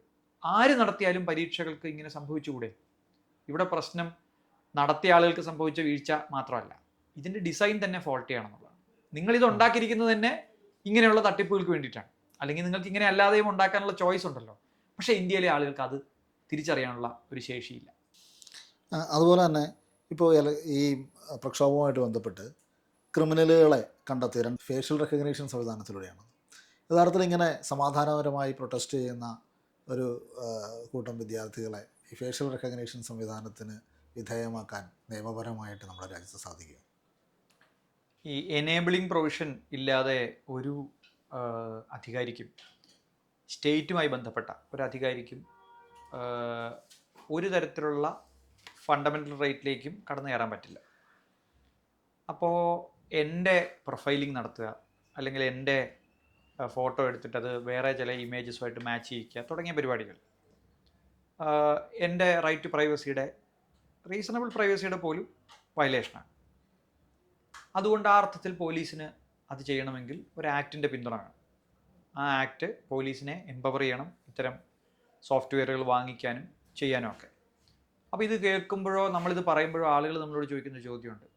ഈ ആധാർ കാലത്ത് നമ്മൾ കേട്ട ചോദ്യമാണ്, നിങ്ങൾക്കൊന്നും പേടിക്കാനില്ലെങ്കിൽ പിന്നെ നിങ്ങൾക്ക് സർക്കാരിൻ്റെ ഡാറ്റ, നിങ്ങളുടെ ഡാറ്റ സർക്കാരിന് കൊടുക്കുന്നുണ്ടെന്ന് ലോകത്തെല്ലായിടത്തും ഇങ്ങനെ ഇല്ലേ? ഈ ആധാർ ഡാറ്റ പോയവരിൽ പകുതി ആളുകൾക്ക് മനസ്സിലായിട്ടില്ല ഇതുണ്ടാക്കുന്ന പ്രശ്നം എന്താണെന്നുള്ളത്. അതിന് ഓരോരുത്തരായിട്ട് വരാനിരിക്കുന്നേ ഉള്ളൂ. കരച്ചിലുകൾ നമ്മൾ ഒരുപാട് കേൾക്കാനിരിക്കുന്നേ ഉള്ളൂ. അപ്പോൾ ഈ റൈറ്റ് ടു പ്രൈവസി എന്ന് പറയുന്നതിൻ്റെ കൺസെപ്റ്റ് പോലും ആളുകൾക്ക് മനസ്സിലായിട്ടില്ല. 75 കൊല്ലം കഴിഞ്ഞു ഇന്ത്യയിൽ ഈ റൈറ്റ് ടു പ്രൈവസി എന്താണെന്ന് മനസ്സിലാവാനായിട്ട്. അതൊരു ഫണ്ടമെൻ്റൽ റൈറ്റ് ആക്കണോ വേണ്ടയോ എന്നുള്ള ചോദ്യത്തിന്. അപ്പോൾ പോലീസിന് എന്ത് ചെയ്യാം, എന്ത് ചെയ്യാൻ പാടില്ല എന്ന് ചോദിച്ചാൽ, നമ്മുടെ നാട്ടിലുള്ള ജനാധിപത്യ ബോധമില്ലാത്തവരുടെ മറുപടി പോലീസിന് അങ്ങനെയൊക്കെ ചെയ്യാം, കാരണം അതൊക്കെ കള്ളന്മാരെ പിടിക്കാൻ വേണ്ടിയിട്ടല്ലേ, അല്ലെങ്കിൽ ആളുകളെ തിരിച്ചറിയാൻ വേണ്ടിയിട്ടല്ലേ എന്നുള്ളതാണ്. വാസ്തവത്തിൽ ഇന്ത്യയിലെ നിയമവ്യവസ്ഥ അത് അംഗീകരിക്കുന്നില്ല. കാരണം സ്റ്റേറ്റ് ഇത് ചെയ്യുമ്പോൾ സ്റ്റേറ്റ് മൈറ്റി സ്റ്റേറ്റാണ്, അധികാര രൂപമാണ്, പൗരൻ നിസ്സഹായനാണ്. ഈ വലത് നിരീക്ഷകരൊക്കെ ഓരോ വിഷയങ്ങൾ പറയുമ്പോൾ, അല്ലെങ്കിൽ ചില അവതാരകർ, മാധ്യമങ്ങളൊക്കെ ഒരു കാര്യം പറയുമ്പോൾ, ഗതി കെട്ട് ചാവാൻ നിൽക്കുന്ന, ആത്മഹത്യ ചെയ്യാൻ നിൽക്കുന്ന പൗരൻ ഈ മൈറ്റി സ്റ്റേറ്റിനോട് സമരം ചെയ്യുമ്പോൾ അവൻ ഉപയോഗിക്കുന്ന ഭാഷയോ അവൻ്റെ പവർ ഉപയോഗിക്കുന്നതിനകത്തുള്ള ചെറിയ എക്സസോ, തിരിച്ചിപ്പുറത്ത് പോലീസ് അവൻ്റെ പുറത്ത് നടത്തുന്ന അതിക്രമങ്ങൾ, സ്റ്റേറ്റ് നടത്തുന്ന അതിക്രമങ്ങളെയും ഈക്വൽ ഫോഴ്സ് തമ്മിൽ, ഇന്ത്യയും പാകിസ്ഥാനും യുദ്ധം ചെയ്യുമ്പോൾ നിങ്ങൾക്ക് ഈ ഉദാഹരണം പറയാം. പക്ഷേ ഈ മൈറ്റി സ്റ്റേറ്റിൻ്റെ അടുത്ത് സ്വന്തം കംപ്ലൈൻറ്റ് പറഞ്ഞിട്ട് ഒരിടത്തും നടക്കാതെ വരുമ്പോൾ ഈ 4 സ്ഥലത്തും പോയി തോക്കുമ്പോഴാണ് സമരവുമായിട്ട് പിള്ളേരെ ഇറങ്ങുന്നത്. എക്സിക്യൂട്ടീവിന് പരിഹരിക്കാൻ പറ്റുന്നില്ല, ലെജിസ്ലേച്ചറിന് പരിഹരിക്കാൻ പറ്റുന്നില്ല, ജുഡീഷ്യറിക്ക് കേൾക്കാൻ സമയമില്ല, മാധ്യമങ്ങൾ ഇവരെ വിറ്റ് സെൻട്രൽ ഗവൺമെൻറ്റിന് അടിയറ പറഞ്ഞ് മുമ്പോട്ട് പോകുന്നൊരു കാലയളവിലാണ് ഇവർ സമരം ചെയ്യുന്നത്. അപ്പം അങ്ങനെയുള്ളൊരു പൗരൻ നടത്തുന്ന ആക്ടിവിറ്റിയെ എങ്ങനെയാണ് റെഗുലേറ്റ് ചെയ്യാന്ന് ചോദിച്ചാൽ അതിന് കൃത്യമായി നിയമനിർമ്മാണം വേണം. ഒരു പൗരൻ്റെ ഡാറ്റ പോലീസ് എടുക്കുമ്പോൾ പോലീസ് ആ ഡാറ്റ എന്തിനുപയോഗിക്കുമെന്നും എന്തിനുപയോഗിക്കരുത് എന്നും കൃത്യമായിട്ടുള്ള ലോ വേണം. ആ ലോ എംപവർ ചെയ്യുന്ന ഉദ്യോഗസ്ഥൻ മറിച്ച് ചെയ്താൽ അതിനുള്ള ശിക്ഷ ആ നിയമത്തിനകത്ത് പറഞ്ഞിരിക്കണം. എന്താ കാര്യം എന്ന് വെച്ച് കഴിഞ്ഞാൽ, എൻ്റെ ജീവിതകാലത്തെ മുഴുവൻ സമ്പാദ്യവും കൊടുത്തിട്ടോ അല്ലെങ്കിൽ ഒരു ബാങ്കിൽ നിന്നോ നമ്മളൊരു ലോൺ എടുത്തു എന്ന് വിചാരിക്കുക, അത് എൻ്റെ അക്കൗണ്ടിൽ ആ പൈസ കിടപ്പുണ്ടെന്ന് വിചാരിക്കുക, 1 കോടി രൂപ ഉണ്ടെന്ന് വിചാരിച്ചു, എനിക്കൊരു വീടും സ്ഥലവും മേടിക്കാനാണെന്ന് വെച്ചു. എൻ്റെ ഫോണിൽ വരുന്ന 4 അക്കമുള്ള OTP ആണ് ആ പൈസ ആർക്ക് അയക്കണം വേണ്ടെന്ന് തീരുമാനിക്കുന്നത്. പോലീസുകാരൻ എൻ്റെ ഫോൺ മാറ്റി വെച്ചിട്ട് അരമണിക്കൂർ കഴിഞ്ഞ് തിരിച്ചു തരുന്നിട്ട് ഇതിനിടയിൽ ബാങ്കിൻ്റെ സൈറ്റിൽ കയറി ഈ ട്രാൻസ്ഫർ റിക്വസ്റ്റ് ഇട്ടിട്ട് OTP വരുമ്പോൾ SI ഇത് പറഞ്ഞു കൊടുത്താൽ ഞാൻ തന്നെയാണ് ട്രാൻസ്ഫർ ചെയ്തതെന്നാണ് നിയമം, അല്ലേ? നാളെ ഒരു കോടതിയിൽ എത്തിയാൽ അങ്ങനെയാണ് വരിക. ഈ പോലീസുകാരൻ ഈ സമയത്താണ് എൻ്റെ ഫോൺ മേടിച്ചതെന്നോ ഈ സമയത്താണ് തിരിച്ചു തന്നതെന്നോ അതിനിടയിലാണ് ഈ OTP വന്നതെന്നോ എനിക്ക് പ്രൂവ് ചെയ്യാൻ പറ്റണം. അത് സാധ്യമല്ലല്ലോ. പോലീസുകാർ ഫോൺ പിടിച്ച് മേടിക്കുമ്പോഴോ തിരിച്ചു തരുമ്പോഴോ ടൈം വെച്ചിട്ട് നമുക്ക് എന്തെങ്കിലും സാധനം തരുന്നുണ്ടോ, റെസീറ്റ് തരുന്നുണ്ടോ? ഇല്ല. പിന്നെ എപ്പോഴെങ്കിലും റെസീറ്റ് കിട്ടിയാൽ ഭാഗ്യം. ഇതുപോലെയാണ് ഈ ഫേസ് റെക്കഗ്നിഷൻ സോഫ്റ്റ്വെയർ ഉപയോഗിച്ച് ചെയ്യുന്ന കാര്യങ്ങളും. ഇതിപ്പോൾ സാന്ദർഭികമായിട്ട് ഇത് ഫോണിൻ്റെ കാര്യം പറഞ്ഞപ്പോൾ എല്ലാവർക്കും തോന്നാവുന്ന ഒരു സംശയമാണ്. ഇപ്പോൾ പോലീസ് നമ്മളോട് എന്തെങ്കിലും ഒരു കാരണവശാൽ നമ്മുടെ കയ്യിൽ നിന്ന് ഫോൺ വാങ്ങുന്നു. അപ്പോൾ ഫോൺ അങ്ങനെ വാങ്ങാൻ പോലീസിന് അവകാശമുണ്ടോ? അല്ലെങ്കിൽ ഇപ്പോൾ ഫോണിൻ്റെ പാസ്വേഡ് നമുക്ക് പോലീസിന് പറഞ്ഞു കൊടുക്കണമെന്ന് നിർബന്ധം പിടിക്കാൻ പോലീസിന് കഴിയുമോ? അങ്ങനെയുള്ള കാര്യങ്ങളൊന്ന്. പോലീസിനെ നമ്മുടെ ഏത് സ്വത്ത് കണ്ടുകെട്ടണമെങ്കിലും അതിന് സീഷർ ആവശ്യമാണ്, അതിന് പെർമിഷൻ ആവശ്യമാണ്, അതിന് സീഷർ ആവശ്യമാണ്. പക്ഷേ നമ്മൾ ഫോൺ എടുത്ത് ദുരുപയോഗം ചെയ്ത് ആ കുറ്റകൃത്യം മറികടക്കാനോ അല്ലെങ്കിൽ അതിൽ നിന്ന് രക്ഷപ്പെടാനോ ഒക്കെ നമ്മൾ ശ്രമിക്കുന്നു എന്ന് പറയുമ്പോഴാണല്ലോ അത് ഉപയോഗിച്ചാണല്ലോ പോലീസ് സാധാരണ ഫോൺ എടുത്തു വയ്ക്കുന്നത്. നമ്മളെ പിന്നെ നമ്മുടെ മൂവ്മെൻറ്റിനെയും നമ്മുടെ ആക്ടിവിറ്റിയെയും റെസ്ട്രെയിൻ ചെയ്യാൻ വേണ്ടിയിട്ടാണ്. അപ്പോൾ അങ്ങനെ ചെയ്യുമ്പോൾ പോലും നമുക്കിത് ലോക്ക് ചെയ്തിടാം.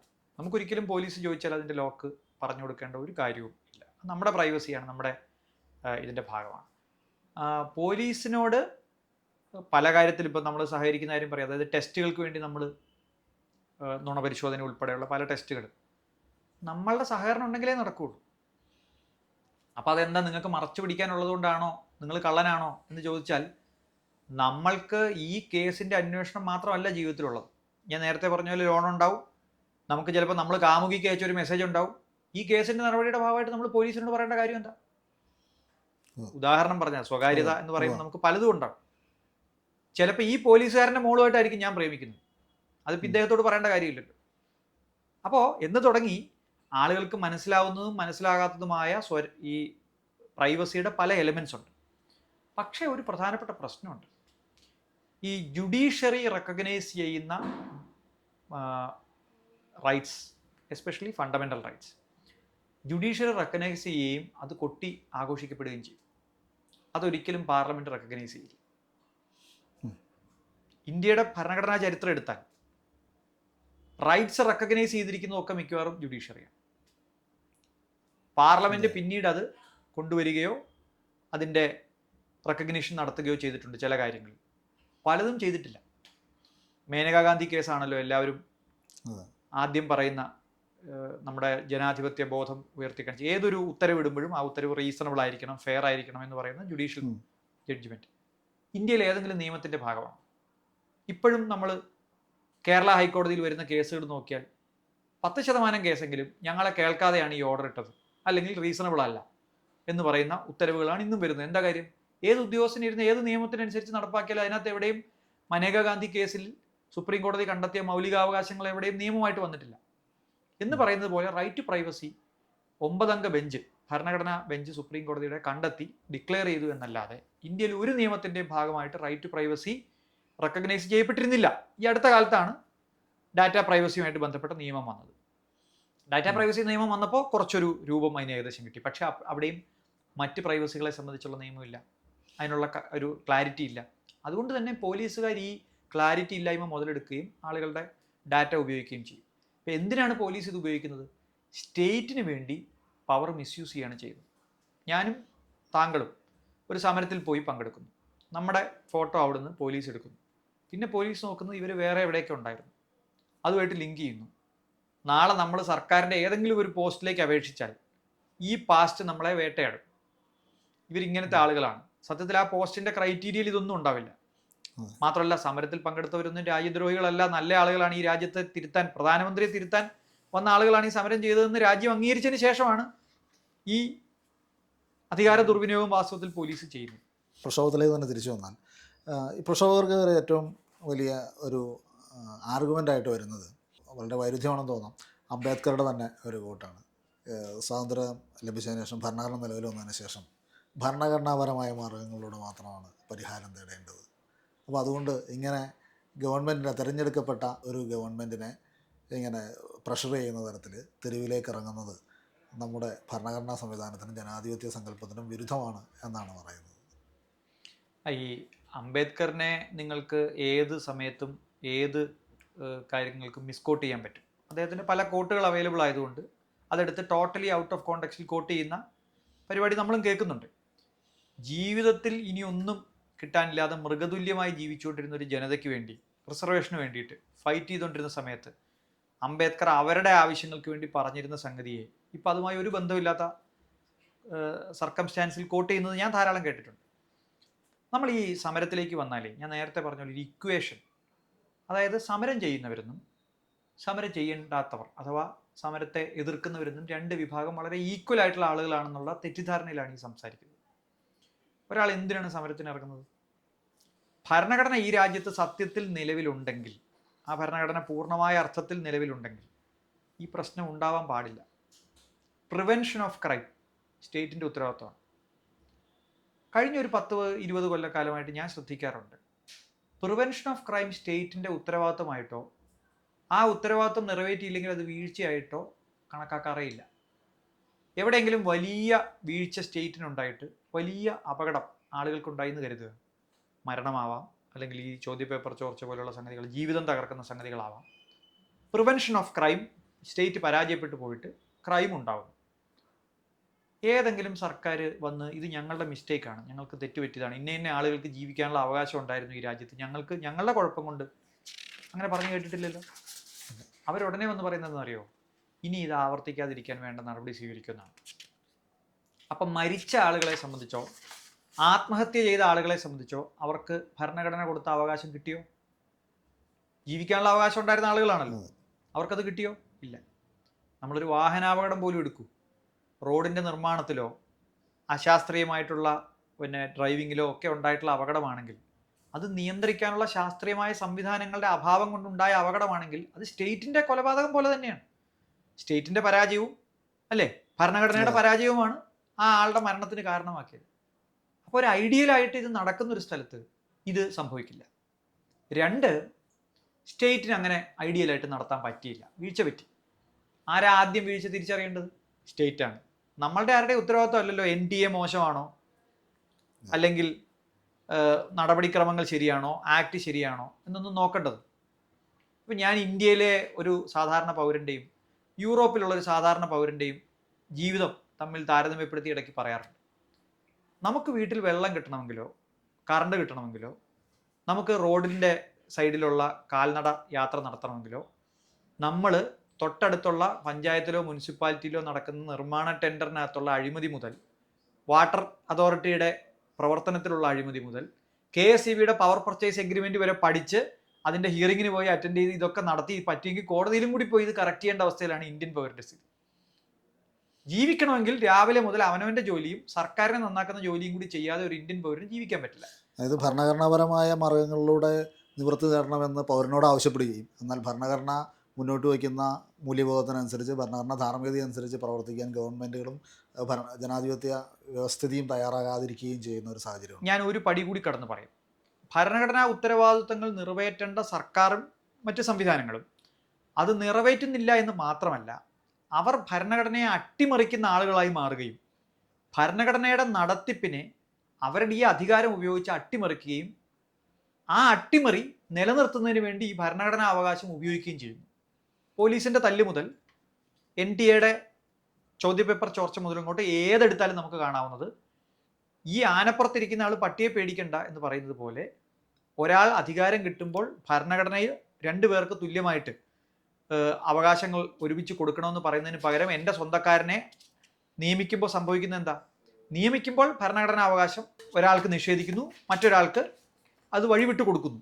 അപ്പോൾ വയലേഷൻ ഓഫ് കോൺസ്റ്റിറ്റ്യൂഷണൽ റൈറ്റ് സംഭവിച്ചു കഴിഞ്ഞു. അടുത്ത പടി എന്താ? ഞാൻ നിയമവിരുദ്ധമായി നിയമിച്ച ആളെ ന്യായീകരിച്ച്, അല്ലെങ്കിൽ ഞാൻ നടത്തിയ എൻ്റെ വീഴ്ച കൊണ്ടുണ്ടായ ചോദ്യപേപ്പർ ചോർച്ചയെ ന്യായീകരിച്ച് ആ തെറ്റ് കണ്ടിന്യൂ ചെയ്യാൻ വേണ്ടി ഞാൻ ഇതേ അധികാരം ഉപയോഗിക്കുന്നു. ഇത് ചോദ്യം ചെയ്യേണ്ട ജുഡീഷ്യറിയിൽ ഞാൻ ഇതേ അധികാരം ഉപയോഗിച്ച് എന്നെ ജസ്റ്റിഫൈ ചെയ്യും എന്ന് പറഞ്ഞാൽ, ജിജീഷ് ഒന്ന് ആലോചിച്ച് നോക്കൂ. നിങ്ങൾ കൊടുക്കുന്ന ടാക്സ് ഉപയോഗിച്ച് നല്ല രീതിയിൽ എക്സാമിനേഷൻ നടത്തേണ്ട സിസ്റ്റം ആ എക്സാമിനേഷൻ നടത്തുന്നില്ല. അവിടെ നല്ല രീതിയിൽ നിയമനം നടത്തുമെന്ന് ഉറപ്പുവരുത്തേണ്ട സെക്രട്ടറി അല്ലെങ്കിൽ ആ സൊസൈറ്റിയുടെ ഉദ്യോഗസ്ഥൻ അത് ചെയ്യുന്നില്ല. അയാൾ ജോലി ചെയ്യും എന്ന് വിചാരിക്കുന്ന, അത് നടത്താൻ നമ്മൾ ശമ്പളം കൊടുത്ത് നിർത്തുന്ന മന്ത്രി ആ ജോലി ചെയ്യുന്നില്ല.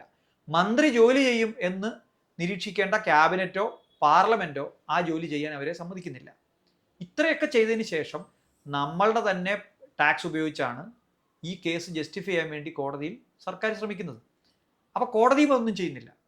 അപ്പോൾ എല്ലാ ഭരണഘടനാ സ്ഥാപനങ്ങളും ഒരുമിച്ച് അനീതിയുടെ കൂടെ നിൽക്കുമ്പോഴാണ് പൗരന് ഗതി കെട്ടിട്ട് തെരുവിലിറങ്ങേണ്ടി വരും. ഇതാണ് യാഥാർത്ഥ്യം. അപ്പോൾ തെരുവിലിറങ്ങുന്ന ഒരാളും സർക്കാരും ഒരുമിച്ച് ഒരു തരത്തിലും തുല്യരാണെന്ന് ഞാൻ വിചാരിക്കുന്നില്ല. ഭരണഘടന പരാജയപ്പെടുമ്പോൾ മാത്രമാണ് ഒരാൾക്ക് തെരുവിലിറങ്ങേണ്ടി വരുന്നത്. ഭരണഘടന പ്രവർത്തിക്കുമെങ്കിൽ ഒരാൾക്കും തെരുവിലിറങ്ങേണ്ടി വരില്ല എന്നാണ് എൻ്റെ ഉറച്ച ബോധ്യം. ഇവർ പറയുന്നത് കേട്ടാൽ ഏകദേശം 2 ഇലക്ഷനുകൾക്കിടയിൽ പൗരത്വം എന്ന് പറയുന്നൊരു സംഗതി ഇല്ല എന്നാണ്. അപ്പോൾ ഈ 2 ഇലക്ഷനുകൾക്കിടയിൽ പൗരന് എന്ത് നിവൃത്തിയാണ് ഇത്തരം കാര്യങ്ങളുള്ളത്? അല്ലെങ്കിൽ എന്താണ് നമ്മുടെ ജനാധിപത്യത്തിൽ അത്തരമൊരു റെസ്പോൺസിബിലിറ്റി ഫിക്സ് ചെയ്യാൻ കഴിയുന്ന എന്ത് സംവിധാനമാണ് കൊണ്ടുവരാൻ കഴിയുക? ഈ ഒരു ഇലക്ഷന് ജയിച്ചാൽ സാധാരണ ആൾക്കാർ, എല്ലാ രാഷ്ട്രീയ പാർട്ടികളും എല്ലാ സർക്കാരുകളും പറയുന്നൊരു കാര്യം, ഞങ്ങൾക്കാണ് ഏറ്റവും കൂടുതൽ വോട്ട് കിട്ടിയത്, അതുകൊണ്ട് ഞങ്ങൾ ഭരിക്കട്ടെ, ഇനി ഞങ്ങൾ ചെയ്യുന്നതാണ് കാര്യം 5 കൊല്ലത്തേക്ക്.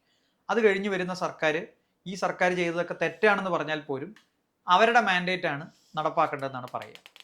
ഇതിൽ ഈ വന്ന് ഇന്ത്യൻ ജനാധിപത്യത്തിലെ ഒരു ഭാഷ എന്ന് പറയുന്നത്, നിങ്ങൾ ചെയ്യുന്നത് തെറ്റ്, ഇന്ന കാര്യം തെറ്റ്, അത് ആര് ചെയ്താലും ഇങ്ങനെയല്ല ചെയ്യേണ്ടത്, ഇന്നതുപോലെയാണ് ചെയ്യേണ്ടത് എന്ന രീതിയിലല്ല വിമർശനം വരുന്നത്. പകരം ചെയ്യുന്നത് നീയാണ്, അതുകൊണ്ടാണ് ഇത് തെറ്റ്, അവിടുന്ന് മാറിയിരിക്കും, ഞാൻ കയറട്ടെ.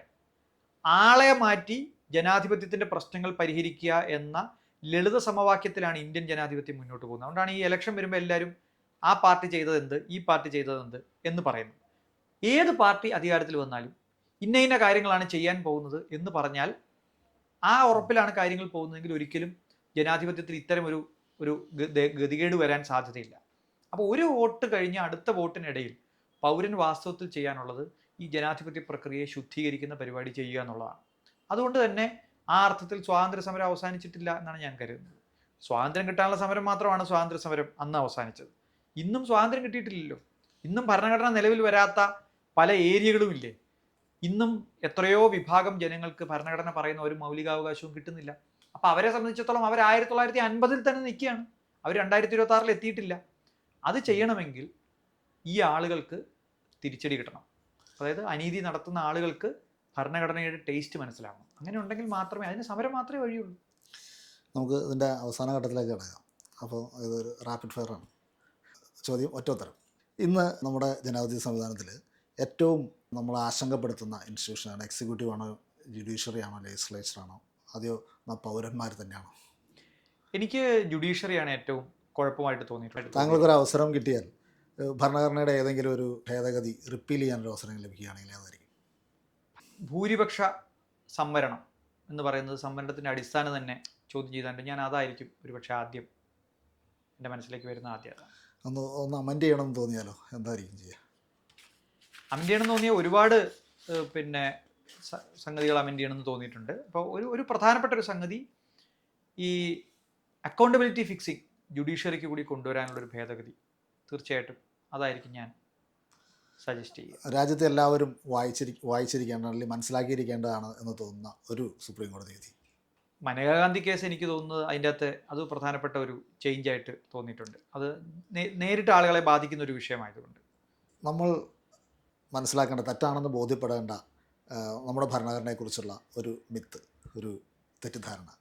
ഭരണഘടനയെ പറ്റിയുള്ളൊരു തെറ്റിദ്ധാരണ അതായത് ഒരു ബൈബിളോ ഖുറാനോ പോലൊരു സംഗതിയാണെന്നും അതിനകത്ത് ചേഞ്ചസ് ആവശ്യമില്ലെന്നും അത് കംപ്ലീറ്റ് ആണെന്നുള്ളൊരു തെറ്റിദ്ധാരണയുണ്ട്. അത് ശരിയല്ല. നമ്മൾ ഇടപെട്ട് മെച്ചപ്പെടുത്തേണ്ട ഒരു ഡോക്യുമെൻ്റാണ് ഭരണഘടന എന്ന് പലപ്പോഴും ആളുകൾക്ക് അറിഞ്ഞുകൂടാ. ഇന്ത്യ മറന്നുപോയി എന്ന് വിചാരിക്കുന്ന ഒരു ഭരണഘടനാ മൂല്യം അത് തുല്യതയാണ്. ഇന്ന് ഈ മേഖലയെക്കുറിച്ച് അറിയാൻ ആഗ്രഹിക്കുന്ന, അല്ലെങ്കിൽ ഈ മേഖലയിൽ കടന്നു വരുന്ന ഒരു പുതിയ അഭിഭാഷകൻ, ഒരു യുവ അഭിഭാഷകൻ നിർബന്ധമായും വായിച്ചിരിക്കേണ്ട ഒരു വ്യക്തി? ആദ്യത്തേത് അംബേദ്കർ തന്നെയാണ്. അരുന്ധതി റോയ് എന്ന് ഞാൻ പറയും. അത് കുറച്ചുകൂടെ ഈ കാലത്ത് കുറച്ചുകൂടെ റെലവൻ്റ് ആയിട്ടുള്ള ജനാധിപത്യത്തിന് പുതിയ ഒരു ഇത് കൊടുക്കുന്ന ഒരു എഴുത്തായതുകൊണ്ടാണ്. ഇനി അവസാന ചോദ്യമാണ്. ഇന്നത്തെ കാലത്ത് അംബേദ്കർ നമ്മുടെ ഒരു കോടതി മുറിയിലേക്ക് കടന്നു വരികയാണെങ്കിൽ അദ്ദേഹത്തെ ഏറ്റവും കൂടുതൽ അത്ഭുതപ്പെടുത്തുന്ന കാഴ്ച എന്തായിരിക്കും? അദ്ദേഹം ചിരിക്കുകയാണോ കരയുകയാണോ ചെയ്യാന്ന് എനിക്ക് സംശയം തോന്നും. കാരണം ഈ അദ്ദേഹം വിഭാവന ചെയ്ത ഒരു ജുഡീഷ്യൽ റിവ്യൂ അധികാരവും അതിപ്പോൾ പ്രയോഗിക്കുന്നതും കണ്ടു കഴിഞ്ഞിട്ടുണ്ടെങ്കിൽ വാസ്തവത്തിൽ അദ്ദേഹത്തിന് ചിലപ്പോൾ നെഞ്ചുവേദനയൊക്കെ വരാൻ സാധ്യതയുണ്ട്. ഈ ഇന്ത്യയിലെ ബാർ അവർ ഈ ഭരണഘടന നടപ്പാക്കാനുള്ള ഒന്നും ചെയ്യുന്നില്ല.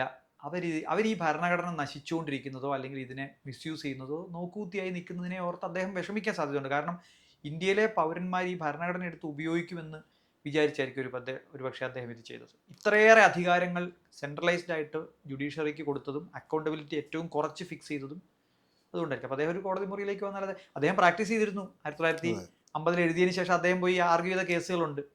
അപ്പോൾ അതിൻ്റെ ഒക്കെ അവസ്ഥ ഇപ്പോഴും നമുക്കറിയാം. ഇപ്പോൾ നമ്മൾ ഇത്ര നേരം സംസാരിച്ച എല്ലാ ദുഃഖകരമായ നിരാശാജനകമായ കാര്യങ്ങളെല്ലാം നിലനിൽക്കുമ്പോഴും ഇന്ത്യയുടെ ഭാവിയെക്കുറിച്ച് പ്രതീക്ഷ നൽകുന്ന എന്തെങ്കിലും ഒന്നോ? എനിക്കങ്ങനെ നിരാശ തോന്നുന്നില്ല. കാരണം പലർക്കും നിരാശ ഉണ്ടായിരുന്നിടത്തു നിന്നാണ് കോക്രോച്ച് ജനതാ പാർട്ടി ഉണ്ടായത്. നമ്മൾ ഇതാരെങ്കിലും ഒരു സൂപ്പർമാൻ വന്ന് രക്ഷപ്പെടുത്തും എന്ന് വിചാരിച്ചല്ലല്ലോ ജനാധിപത്യം മുമ്പോട്ട് പോകുന്നത്. ആളുകൾ അനുഭവിക്കുമ്പോൾ അവർ റിയാക്ട് ചെയ്യും. ഈ ഒരു സമൂഹത്തെ രൂപപ്പെടുത്തുന്നത് ആ സമൂഹത്തിൻ്റെ കണ്ണീര് ഏറ്റുവാങ്ങുന്നവരാണ് എന്നത് വളരെ ലളിതമായിട്ടുള്ളൊരു സത്യമാണ്. കൂടുതൽ പേര് കണ്ണീര് ഏറ്റുവാങ്ങുമ്പോൾ കൂടുതൽ പേര് തെരുവിലിറങ്ങുകയും കൂടുതൽ പേര് അതിനോട് പ്രതിരോധിക്കുകയും പ്രതിഷേധിക്കുകയൊക്കെ ചെയ്യും. അങ്ങനെയാണ് ജനാധിപത്യത്തിൽ മാറ്റങ്ങൾ ഉണ്ടാകുന്നത്. അപ്പോൾ ഇന്നത്തെ നിലയ്ക്കല്ലാതെ കുറച്ചുകൂടി ഈ സിസ്റ്റം മോശമാവുകയും അതിൽ കൂടുതൽ വിക്ടിംസ് ഉണ്ടാവുകയും ആ വിക്ടിംസിൻ്റെ കണ്ണീരിൽ നിന്ന് അതൊരു പ്രതിഷേധാഗ്നിയായിട്ട് മാറി അത് കുറച്ചുകൂടി കറക്ഷൻ സംഗതികൾ ഉണ്ടാവുകയും ചെയ്യും എന്നാണ് എനിക്ക് തോന്നിയിട്ടുള്ളത്. അത് സിസ്റ്റം എപ്പോഴും കറക്റ്റ് ചെയ്യുന്ന അങ്ങനെയാണ്. ഈ പ്രളയം വന്നപ്പോഴാണ് കേരളത്തിൽ ഒരുപാട് പരിസ്ഥിതി സംഗതികൾ പെട്ടെന്ന് കറക്റ്റഡ് ആയത്. അങ്ങനെ പല സംഗതികൾ നമ്മൾ കോവിഡ് വന്നപ്പോഴാണ് നമ്മുടെ വ്യക്തി ജീവിതങ്ങളിലൊക്കെ പഴയ സംഗതികളൊക്കെ ചില സംഗതികളൊക്കെ നമുക്ക് കറക്റ്റ് ചെയ്യാൻ പറ്റിയത്. ഷോക്ക് ട്രീറ്റ്മെൻറ്റ് നമ്മളതിന് പറയും. അപ്പോൾ ജനാധിപത്യത്തിലും ഷോക്ക് ട്രീറ്റ്മെൻറ്റുകളുണ്ട്, അത് വരുന്നുണ്ട്, നല്ല ലക്ഷണമാണ്. ഞാൻ എല്ലാത്തിനെയും വളരെ പോസിറ്റീവായിട്ട് ആണ് ആ അർത്ഥത്തിലാണ് എടുക്കുന്നത്.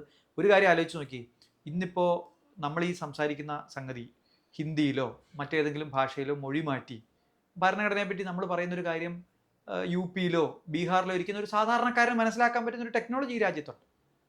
മാത്രമല്ല അത്ര എളുപ്പമല്ല അങ്ങനെയുള്ള ആളുകളെ ഇല്ലാതാക്കാൻ. വിഷമങ്ങൾ നമുക്കുണ്ട്, ഒരുപാട് ആളുകളെ ജയിലിൽ പിടിച്ചിട്ടുണ്ട്, അതൊക്കെ ശരിയാണ്. പക്ഷെ അപ്പോഴും ഈ രാജ്യം എന്ന് പറയുന്നത് നമ്മൾ വിചാരിക്കുന്ന പോലെ എളുപ്പത്തിൽ ഹൈജാക്ക് ചെയ്യാൻ പറ്റിയ ഒരു സംഗതിയല്ല. 140-ലധികം കോടി ആളുകൾ ഇവിടെ ഉള്ളത് കൊണ്ട് തന്നെ എളുപ്പമല്ല ജനാധിപത്യം പൊളിക്കാൻ എന്നാണ് എനിക്ക് തോന്നുന്നത്. ഇത്രയും ഇൻസ്റ്റിറ്റ്യൂഷൻസ് പൊളിക്കാൻ ശ്രമിച്ചിട്ടും കഴിഞ്ഞ 12 കൊല്ലമായിട്ട് ഈ ജനാധിപത്യത്തെ അവർ വിചാരിക്കുന്ന രീതിയിൽ വരുതിയിലാഴ്ത്താൻ പറ്റിയിട്ടില്ല. സംഘപരിവാറിന് കഴിഞ്ഞ ഇലക്ഷനിൽ പോലും അതിൻ്റെ തിരിച്ചടി നേരിട്ടു. അപ്പോൾ ഞാൻ വിചാരിക്കുന്നത് ഏതെങ്കിലും രാഷ്ട്രീയ പാർട്ടിയോട് അനുകൂലമായിട്ട് ഉള്ള നിലപാടല്ല ഞാൻ പറയുന്നത്. സംഘപരിവാർ നടത്തുന്ന ഈ സംഗതികളെ അതിജീവിക്കാനുള്ള ഒരു രാഷ്ട്രീയം ഇവിടെ രൂപപ്പെട്ടു വരും. അത് പക്ഷേ കണ്ണീരേറ്റുവാങ്ങുന്നവരായിരിക്കും അത് രൂപപ്പെടുത്തുക എന്നാണ് എനിക്ക് തോന്നുന്നത്. തങ്ങളുടെ ശുഭപ്രതീക്ഷ യാഥാർത്ഥ്യമാകട്ടെ എന്ന് ആശംസിക്കുന്നു. വളരെ നന്ദി ശ്രീ ഹരീഷ് വാസുദേവൻ നമ്മളോട് സംസാരിച്ചതിന്. ഓക്കെ, അവസാനിപ്പിക്കും.